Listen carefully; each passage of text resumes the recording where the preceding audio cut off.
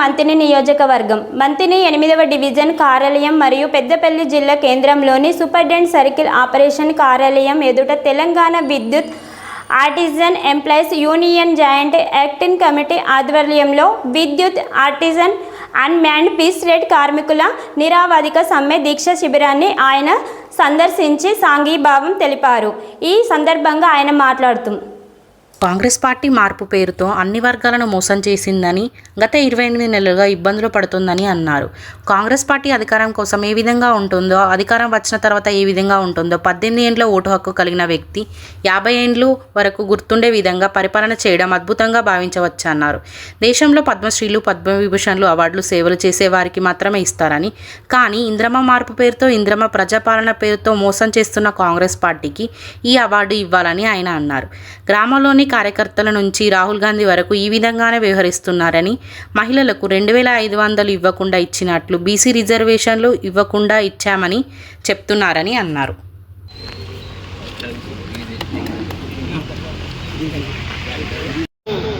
మన ఒక సంస్థలో ఎస్పీటీసీలో అయితే ఏ విధంగా అయితే విలీనం చేస్తున్నారో అదేవిధంగా ఎస్పీటీసీలో కూడా మన యొక్క సంస్థల విలీనం చేసుకోవాలనే demand. Artisan employees joint action committee Manthani division ఈ కార్యక్రమంలో బీఆర్ఎస్ పార్టీ పక్షాన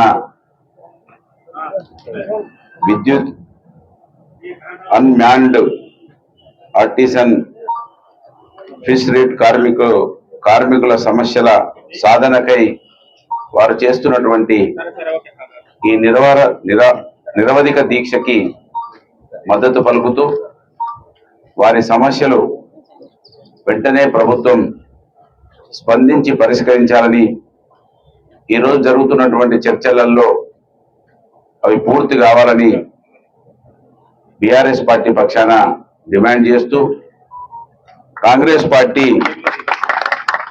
మార్పు పేరుతోటి ఈ రాష్ట్రంలో అన్ని వర్గాలను మోసం చేసి 28 నెలలుగా ఇబ్బందులు పెడుతున్నటువంటి విషయాన్ని మరి ప్రజలందరూ కూడా గమనిస్తా ఉన్నారనే విషయాన్ని కాంగ్రెస్ పార్టీ గమనించాలని కోరుతూ, కాంగ్రెస్ పార్టీ అధికారం కోసం ఏ విధంగా ఉంటుంది, అధికారంలోకి వచ్చిన తర్వాత ఏ విధంగా ఉంటుందో ఇవాళ 18 సంవత్సరాల ఓటు హక్కు పిలానికి ఒక 50 సంవత్సరాలు గుర్తుండే విధంగా వారి పరిపాలన కొనసాగించడం నిజంగా ఇది ఒక అద్భుతంగా భావించవచ్చు. మనం కొనసాగితే మీకు 1 రోజు 2 రోజులు 3 రోజులు ఖచ్చితంగా మేము కూడా మీకు భోజనం పెట్టి మిమ్మల్ని ఆదుకుంటామని మీకు హామీ ఇస్తూ, ఇంకేమైనా చిన్న చిన్న మీకు అవసరాలు ఉంటే మీకు అండగా ఉంటామని మీకు తెలియజేస్తూ, మరి మీ సమ్మె